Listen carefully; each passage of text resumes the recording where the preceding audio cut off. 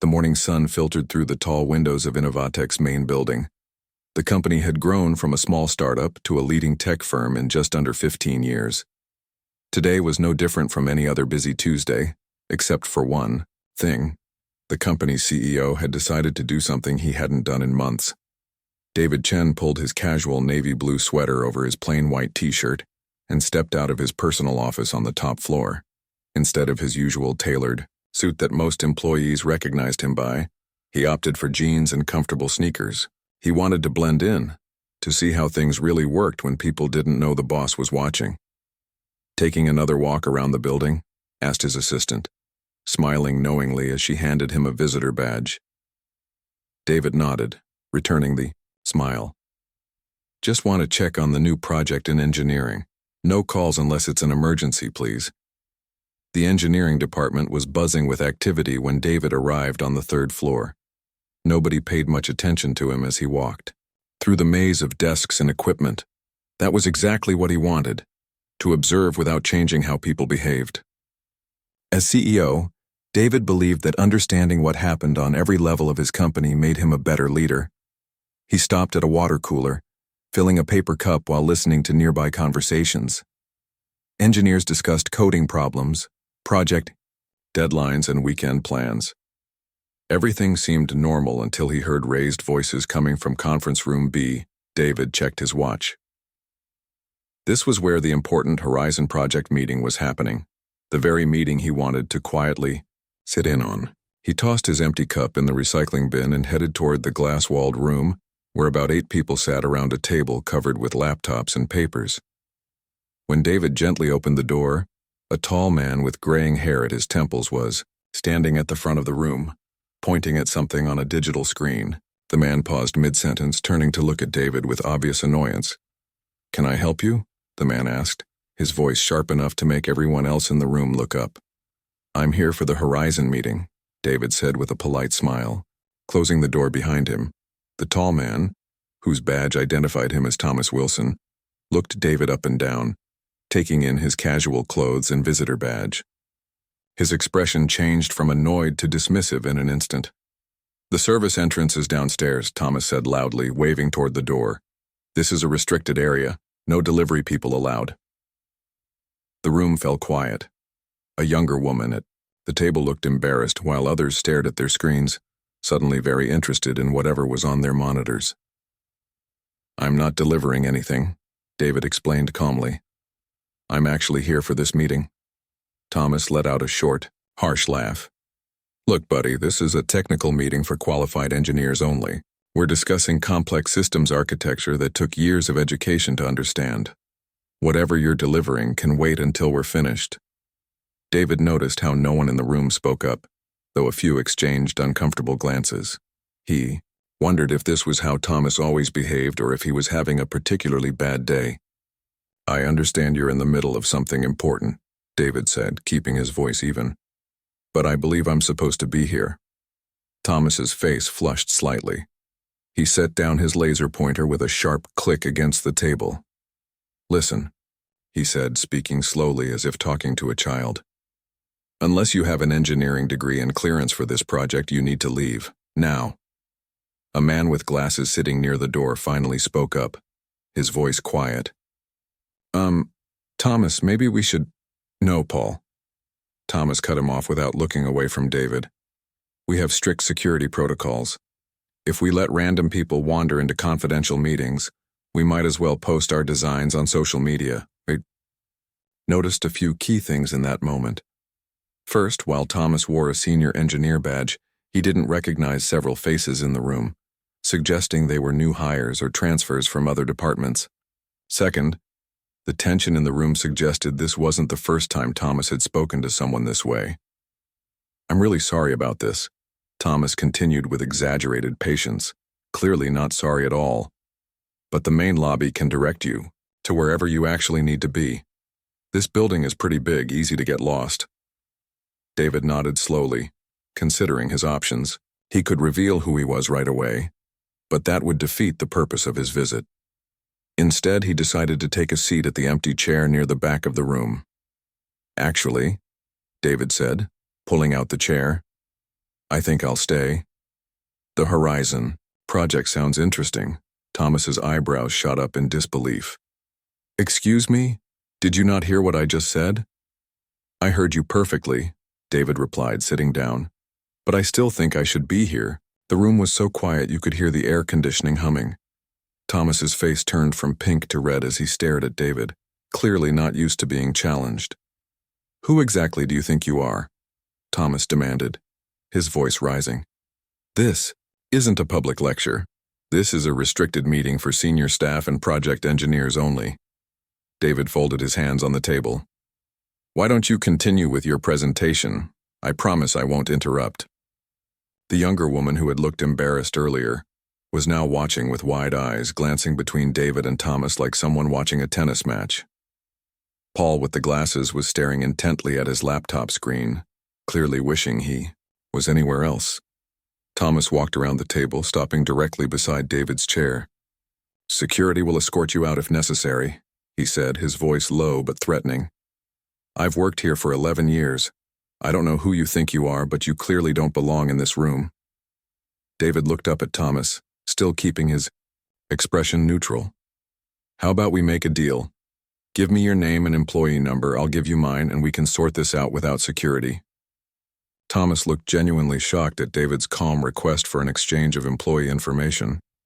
For a moment, he seemed unsure how to respond to someone who wasn't intimidated by his authority. Fine, Thomas finally said, pulling out his company ID card and holding it up. Thomas Wilson, Senior Engineer, ID number 87542. I've been with this company for 11 years and overseen 7 major projects. Now you. David nodded politely. Thank you, Mr. Wilson. And yours? Thomas prompted, impatience clear in his voice. I'll share that shortly, David replied. Please continue with your presentation. I'm interested in hearing about the progress on Horizon. Thomas's jaw clenched visibly. He looked around the room, perhaps expecting someone to back him up, but everyone was suddenly very interested in their notepads or laptop screens. This is ridiculous, Thomas muttered, but he reluctantly returned to the front of the room. As I was saying before I was interrupted, the timeline for Phase 2 needs adjustment after the issues we found in last week's testing. David pulled a small notebook from his pocket and began taking notes. Thomas kept glancing at him, clearly distracted by his presence. The presentation continued, but the atmosphere in the room had changed completely. The easy flow of ideas had been replaced by tension you could cut with a knife. About 5 minutes later, Thomas stopped mid-sentence when David raised his hand like a student in class. Yes? Thomas asked, his voice dripping with sarcasm. Does our visitor have a question about the complex engineering principles I'm explaining? David smiled slightly. Actually, I was wondering if you've considered using the new processing framework our development team created last quarter. It might solve your latency issues. The room fell even more silent than before, if that was possible. Paul, the man with glasses, looked up with sudden interest. Thomas's expression turned from annoyed to openly hostile. Our visitor seems to think he understands software engineering, Thomas said with a forced laugh. Tell me, did you read about this framework in some magazine while waiting in the lobby? A young woman with curly hair at the table, her badge read Lily Software Engineers, spoke up hesitantly. Actually, I was going to mention the same thing. The new framework reduced processing time by 40% in other applications. Thomas shot her a look that made her immediately look back down at her laptop. Lily, I appreciate your input, but I've been doing this since before you were in college. If that framework was appropriate for this project, don't you think I would have already considered it? David watched Lily's face fall, noting how Thomas had quickly shut down what sounded like a valid suggestion. He wondered how many good ideas had been lost because of this man's behavior.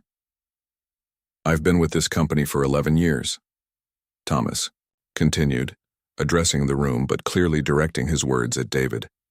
And I've never seen security this lax. They're just letting anyone wander into confidential meetings these days. I'll be speaking to the department head about this. No one responded. Paul cleared his throat awkwardly while another engineer suddenly needed to check his phone. The discomfort in the room was almost physical. Thomas clicked to the next slide of his presentation. Now, as I was explaining before being interrupted again, we need to reallocate resources to meet the adjusted timeline. David raised his hand once more. Thomas slapped his hand down on the table. Look, I don't know who you think you are, but this is not a classroom. You can't just walk in here and start questioning methods that have been carefully developed by professionals with years of experience. I just had a question about the budget implications, David said calmly. Thomas's face reddened further. Budget implications? Now our mysterious visitor is concerned about money too. Tell me, did you also want to discuss our marketing strategy? Maybe give us tips on our 5-year business plan? A few people around the table shifted uncomfortably in their seats. One man wearing headphones around his neck stared intently at his computer screen as if it held the secrets of the universe. Maybe I can help, offered Lily timidly. No need, Thomas cut her off. I'm sure our visitor doesn't need the assistance of an actual engineer. He seems to know everything already. David made another note in his small notebook, which seemed to irritate Thomas even more. What are you writing there? Thomas demanded. Taking notes on proprietary information? That's exactly why we have security protocols. Just my own observations, David replied. Thomas turned to Paul. Call security. Please, this has gone on long enough. Paul hesitated, his hand hovering over his phone. Are you sure that's necessary? He's not being disruptive. Not being, Thomas sputtered. He's questioning my methods in front of my team. How is that not disruptive? David closed his notebook and put it back in his pocket. Actually, I just asked about considering alternative approaches. Engineers do that all the time, don't they? Explore different solutions? Another team member, an older man with salt and pepper hair who had been quiet until now, nodded slightly at David's words. Thomas noticed and frowned deeply. Look, Thomas said, his voice getting louder. I don't have time to explain complex engineering concepts to maintenance staff or whatever you are. If you want to understand what we do here, maybe start with getting a degree first. He said this with such a smirk that a couple of the newer team members gave nervous laughs, though they quickly stopped when they saw that most others weren't joining in. I see, David said, his voice still calm but now carrying a hint of something else, disappointment perhaps. And you assume I don't have a degree because… Thomas gestured vaguely at David's casual clothes and visitor badge. It's pretty obvious you're not an engineer. So unless there's another reason you've somehow been allowed into this meeting room, I can only assume you've wandered into the wrong place. Now I have actual work to do with actual qualified professionals. Before David could respond, the door to the conference room opened. A woman with short gray hair and rectangular glasses stepped in, then froze when she saw the scene. Before her, I'm sorry I'm late for the… She stopped mid-sentence, her eyes widening as she recognized David sitting at the table. The gray-haired woman in the doorway looked from David to Thomas and back again, her expression shifting from surprise to understanding in an instant. Thomas noticed her reaction and frowned. Good morning, Mr. Chen, she said respectfully, causing Thomas's face to drain of all color. I'm sorry for being late to the meeting. The room went so quiet you could have heard a pin drop. Several engineers straightened in their chairs. Paul's mouth actually fell open. Lily, the young engineer who had tried to speak up earlier, covered her mouth with her hand. Thomas stood frozen at the front of the room, presentation clicker still in his hand, looking like someone had just pulled the floor out from under him. David stood up and smiled warmly at the woman. No problem at all, Patricia. We were just having an interesting discussion about the Horizon project. Patricia nodded, clearly trying to read the room. I see. I hope I haven't missed too much. Not at all, David replied. Mr. Wilson was explaining his approach to the project timeline. He turned to address the entire room. For those who might not know me, I'm David Chen. He paused, letting the weight of the moment sink in before adding, CEO of the company. If the room was quiet before, now it was like a vacuum. Someone's pen fell, hitting the table with a sound that seemed unnaturally loud. Thomas's face had gone from pale to ashen. Mr. Chen, Thomas finally managed to say, his voice suddenly higher than before. I had no idea. I mean, you're not dressed. Your badge says visitor. David held up a hand, stopping Thomas mid-sentence. I prefer to see departments as they really operate, not just how they present themselves when they know the CEO is visiting. I find it educational. Patricia looked between them again, clearly sensing the tension. Should I come back later? Not at all, David said, gesturing to an empty chair. Please join us. Mr. Wilson was about to address some questions I had about considering alternative processing frameworks for the project. Patricia took her seat, placing her tablet on the table. Thomas remained standing, seemingly unable to move. Paul cleared his throat. Should we take a short break? I don't think that's necessary, David replied, his voice pleasant but firm. Let's continue. After all, this is an important project with deadlines to meet. Thomas finally seemed to unfreeze. Yes, of course, he said, his voice now unnaturally polite. As I was saying about the timeline, but his hands were shaking slightly as he tried to advance to the next slide. The clicker wasn't working, or, more likely, he was pressing the wrong button in his nervousness. Lily stood up and walked over. Let me help with that, she said quietly, gently taking the clicker from Thomas's unresisting fingers. Thank you, Thomas mumbled, no trace of his earlier arrogance left. Lily advanced the slide and returned to her seat. Thomas stared at the screen as if seeing it for the first time, clearly struggling to remember what he had been planning to say. Perhaps, David suggested after an uncomfortable silence had stretched for several seconds, we could hear some other perspectives on the project. I'd be interested in hearing more about the processing framework Lily mentioned earlier. All eyes turned to Lily, who looked startled to be put on the spot. But after a moment, she took a deep breath and began to explain. The new framework our development team created could potentially solve several of the issues we're facing, she said, her voice growing more confident as she continued. It was designed specifically for projects like Horizon that need to process large amounts of data quickly. David nodded encouragingly. And what kind of improvement might we see if we implemented it? Based on tests with similar systems, we could see up to 40% faster processing times, Lily explained. It would mean redesigning some components, but the long-term benefits would be substantial. Thomas had moved away from the front of the room and was now standing awkwardly to the side, watching the conversation like someone witnessing a car accident in slow motion. The older engineer with salt and pepper hair spoke up. I worked with that framework on a smaller project last month. The results were impressive. That's valuable input, David said. Thank you. George, the man supplied. George Takeda. David nodded. Thank you, George. Anyone else have thoughts on this approach?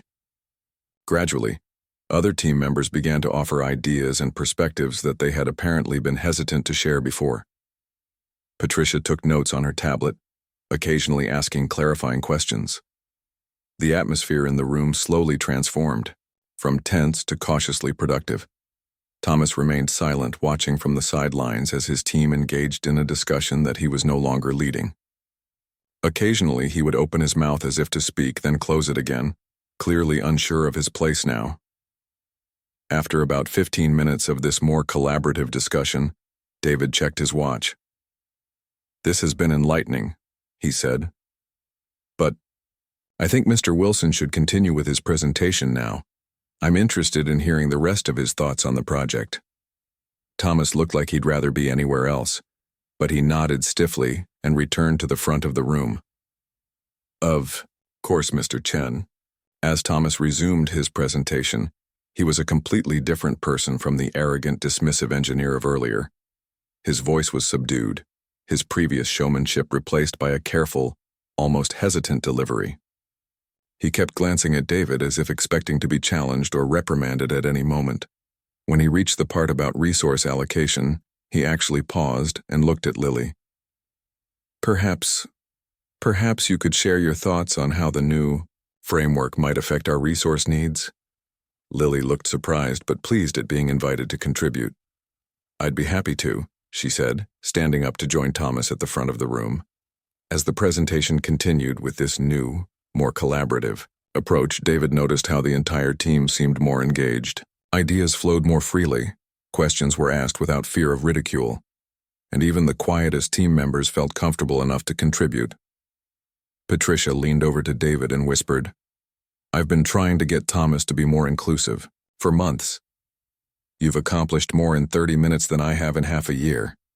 David whispered back, "Sometimes people need to see themselves through others' eyes to understand the impact of their behavior."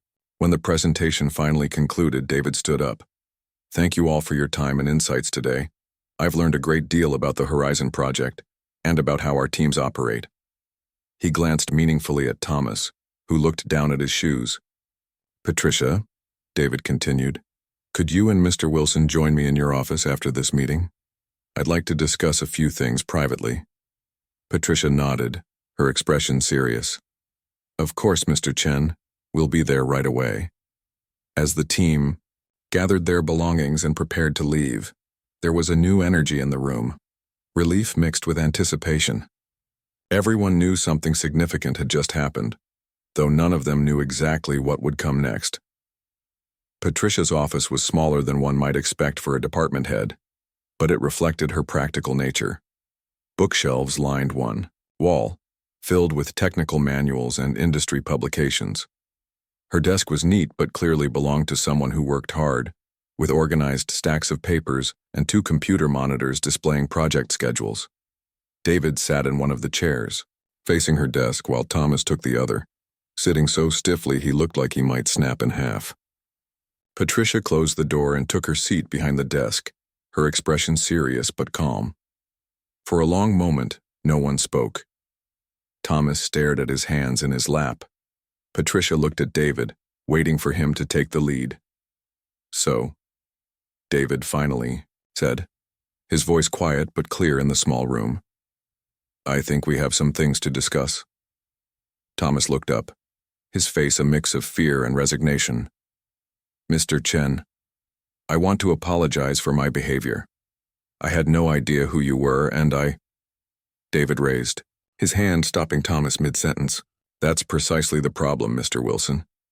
You shouldn't need to know someone's title to treat them with basic respect." Thomas swallowed hard and nodded, looking back down at his hands. "I've been CEO of this company for 8 years," David continued. "Before that, I was a software engineer just like you. I started in a cubicle on the 2nd floor, working my way up through the ranks because people listened to my ideas, not because of how I dressed or what I looked like." Patricia nodded slightly, clearly having heard this story before. "When I became CEO," David went on, "I made a promise to myself that I would never lose touch with what happens on the ground level of this company. That's why I do these walks dressed like a regular person, not in a suit that announces my position." He leaned forward slightly. "What I saw today was deeply disappointing. Not just your treatment of me, but how you shut down Lily's ideas and made George afraid to speak up until I encouraged him." Thomas looked up, genuinely surprised. "George wasn't afraid. He's been on my team for 3 years. Did you notice he only spoke after I explicitly asked for other perspectives?" David asked. "Did you notice how quickly the room changed once people felt safe to share their thoughts?" Patricia interjected gently.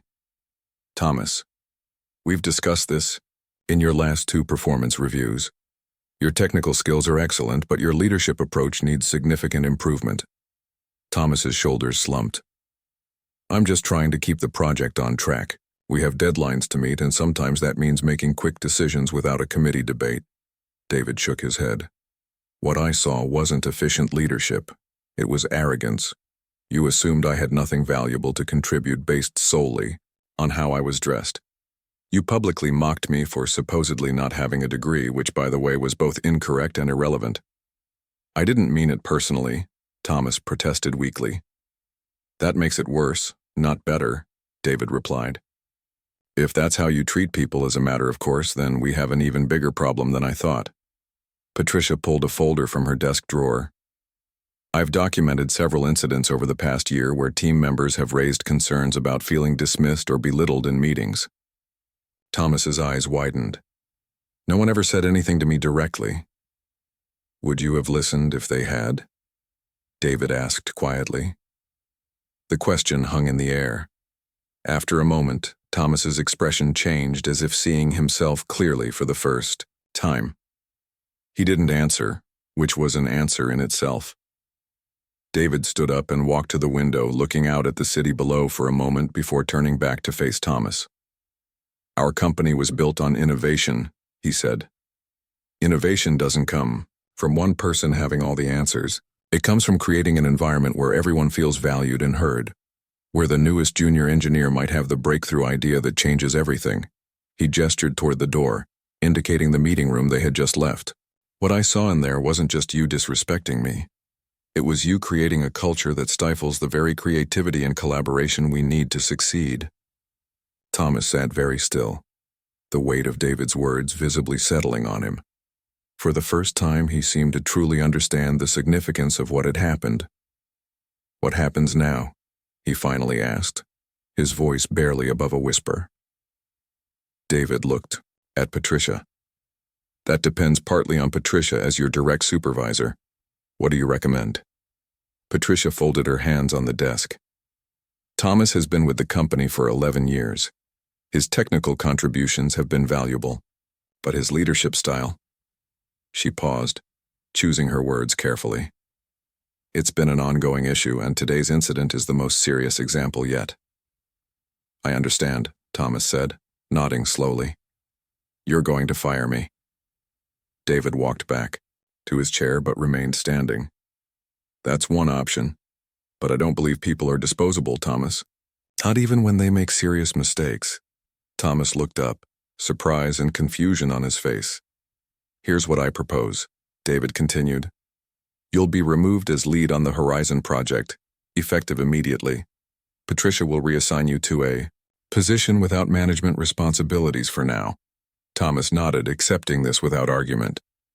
Additionally, David said, you'll complete our company's comprehensive diversity and leadership training program. You'll also work with a professional coach who specializes in inclusive leadership, paid for by the company. Patricia opened her tablet and made some notes. I think Lily would be an excellent choice to take over as lead on Horizon. She clearly understands both the technical challenges and has the collaborative skills we need. I agree, David said. Can you make that happen today? Patricia nodded. I'll speak with her right after this meeting. Thomas looked between them. That's it? I'm not being fired? David sat down again, meeting Thomas's eyes directly. That depends on you. This is an opportunity to learn and grow, not punishment for punishment's sake. If you can demonstrate real change in how you treat others and approach teamwork, there will still be a place for you here. If not, he let the implication hang in the air. I understand, Thomas said quietly. Thank you for the second chance. I won't waste it. David nodded. Everyone deserves the opportunity to become better, Thomas. But make no mistake. This is your one chance. Another incident like today's would leave us no choice but to terminate your employment. There won't be another incident, Thomas promised, and for the first time since the meeting began, he seemed genuinely sincere rather than just afraid. David stood up again. Good. Patricia will go over the details of your new assignment and the training schedule. I expect weekly progress reports for the first month. As David headed for the door, Thomas suddenly spoke up. Mr. Chen? David turned back. Yes? Would it be appropriate for me to apologize to the team? Especially to Lily and George? A small smile crossed David's face, the first real smile since this whole situation began. That would be very appropriate, Thomas. In fact, I think it's essential. Patricia looked pleased at this unexpected suggestion. I can arrange a brief team meeting this afternoon. David nodded. Good.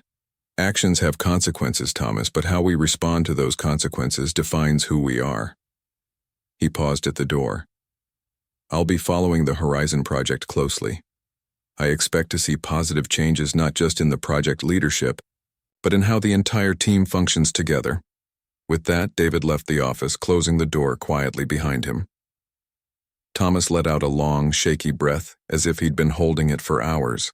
He could have fired me on the spot, he said, more to himself than to Patricia. Patricia looked at him thoughtfully. Yes, he could have. Many CEOs would have.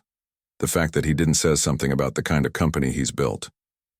She closed her tablet and leaned forward. The question is, what will you do with this opportunity? Thomas nodded slowly. I need to do better. Be better. He glanced toward the door where David had just left. I never realized how I was coming across to others. I thought I was just being efficient, but recognizing the problem is the first step, Patricia said. Now comes the harder part, changing habits that have been years in the making. Thomas stood up, looking more determined than defeated now. I'm ready to start, beginning with those apologies. Word travels fast in any workplace, but in a tech company filled with messaging apps and chat groups, it moves at lightning speed. By lunchtime, the story of what had happened in the Horizon Project meeting had spread throughout the building, growing with each retelling. Some versions claimed Thomas had been fired on the spot. Others said he'd shouted at the CEO. The truth, as usual, was more complex than the rumors. At 3:30 that afternoon, the Horizon team gathered once again in the same conference room. The atmosphere was completely different now. People spoke in hushed tones, glancing expectantly at the door. Lily sat reviewing notes on her tablet, looking both excited and nervous. George chatted quietly with two younger engineers, occasionally, glancing at the empty spot where Thomas usually stood. Patricia entered first, followed by Thomas.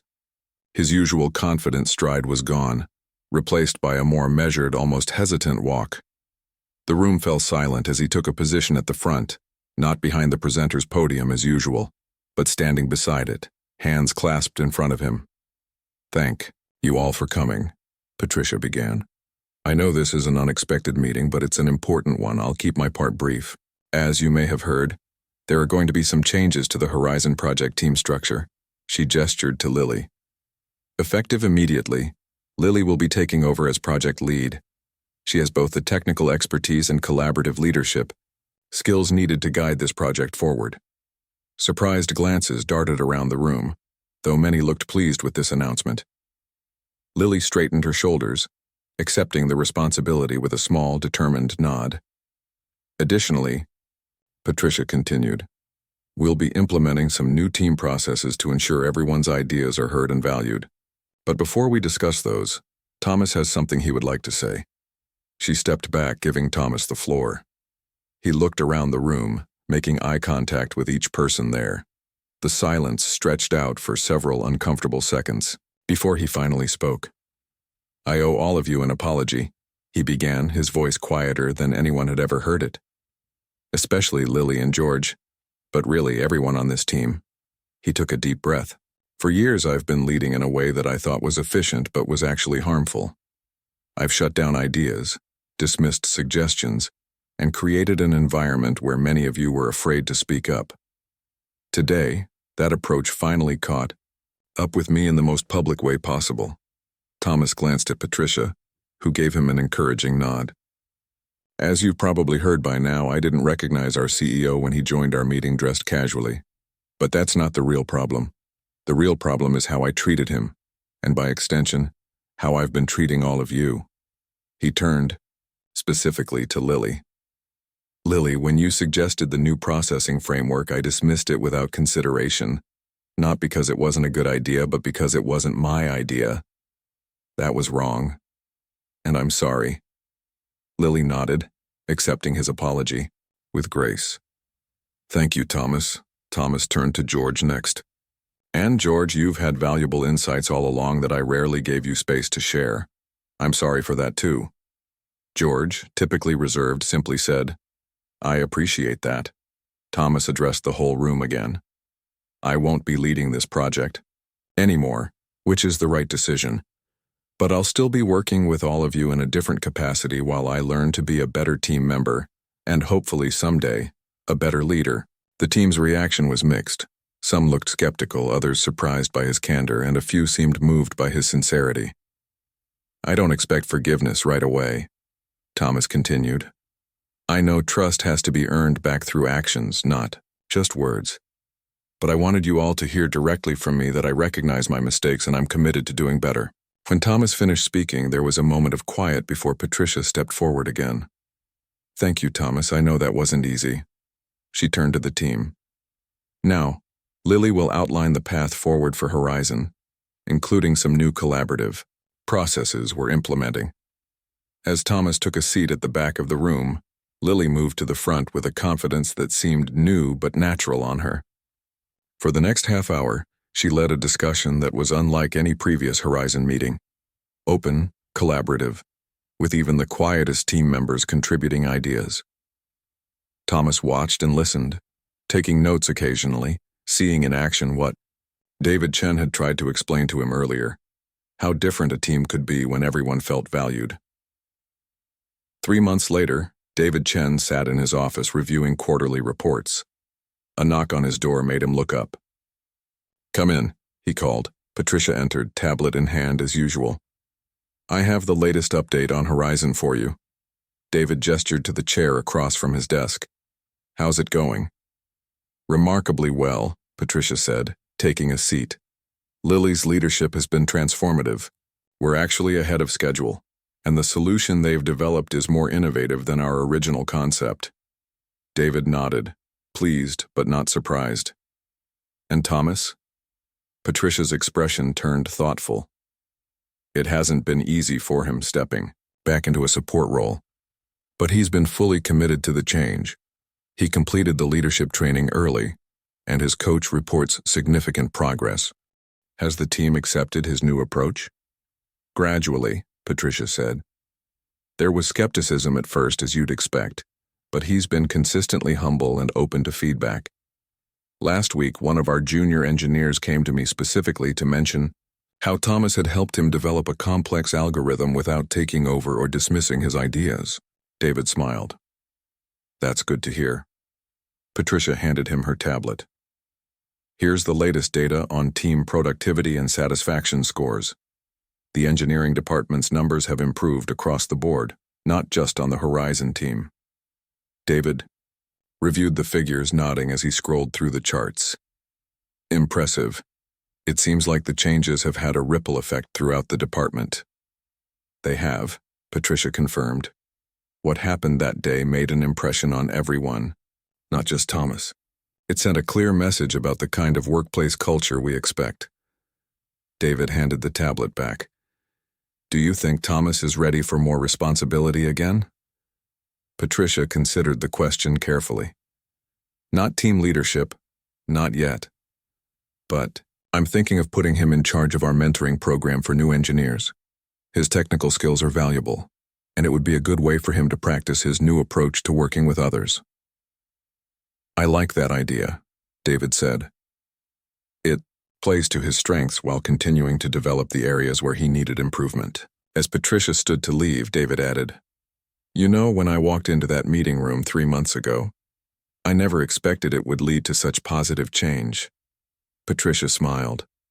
Sometimes the most difficult moments create the best opportunities for growth. That's true for individuals and for organizations. After Patricia left, David walked to his office window, looking out at the city below.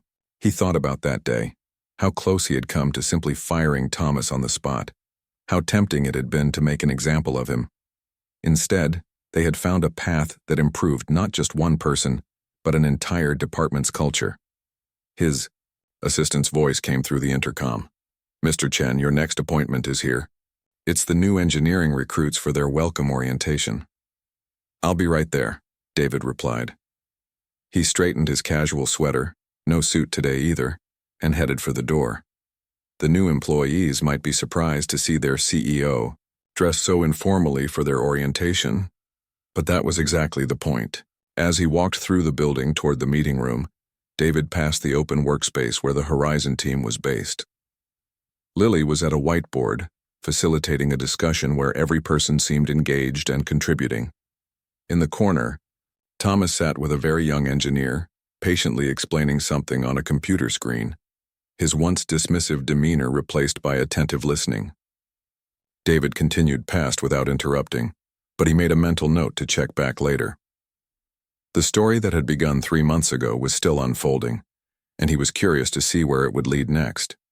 Because in the end, that day hadn't just been about consequences for one person's actions. It had been about creating a workplace where everyone's contributions were valued, where assumptions and biases were challenged, and where even difficult moments could become opportunities for meaningful change. That was the kind of company David had always wanted to build, where how you treated people mattered just as much as what you accomplished. Looking at the transformation that had occurred in just 3 months, he felt confident they were on the right path.